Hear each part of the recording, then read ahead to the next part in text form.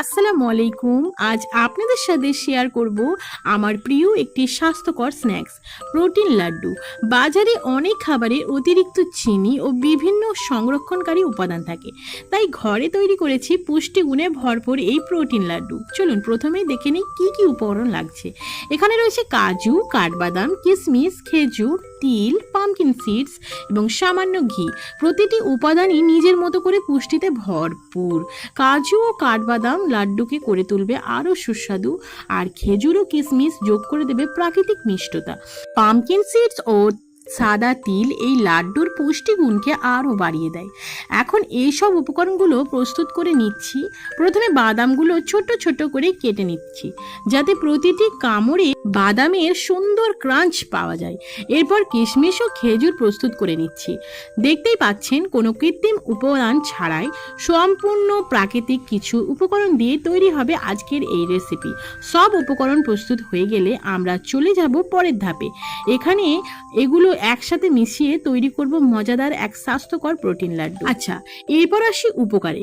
কাঠবাদাম শরীরকে শক্তি দিতে ও দীর্ঘ সময় পেট ভরা রাখতে সাহায্য করে। এবার রয়েছে কিশমিশ।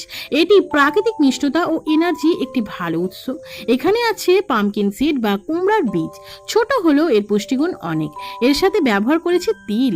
তিল শরীরের জন্য উপকারী নানা পুষ্টি উপাদানে সমৃদ্ধ। আর রয়েছে খেজুর। আমাদের লাড্ডুর মূল মিষ্টতা আনবে খেজুর থেকে। সর্বশেষে ব্যবহার করেছি সামান্য ঘি, যা লাড্ডুর স্বাদ, গন্ধ ও সুন্দর করে তুলবে। আচ্ছা, এবারে কিন্তু আমি প্রসেসে যাচ্ছি। প্রসেস হচ্ছে, প্রথমেই ছোট ছোট করে আমি সমস্ত বীজগুলোকে কেটে নিয়েছি। যেমন ধরো কাঠবাদাম সমস্তটা, মানে ছোট ছোট করে না কাটলে লাড্ডুর শেপ দেওয়া যাবে না। তো একটু অল্প করে ঘি দিয়ে আমি সটে করে নেবো প্রতিটা সিডস, মানে আমি কাজু থেকে শুরু করে কাঠবাদাম, সাদা তিল সমস্তটা। এবার খেজুরের প্রসেসটা আমি প্রথমেই বলে দিই। খেজুরটাকে প্রথমে বীজটা বের করে নিতে হবে, তারপর খেজুরটাকে ব্লেন্ডারে দিয়ে ব্লেন্ড করে নিতে হবে। ব্লেন্ড করে নেবার পর তারপর ওটাকেও একই প্রসেসে ঘি দিয়ে সটে করে নেব।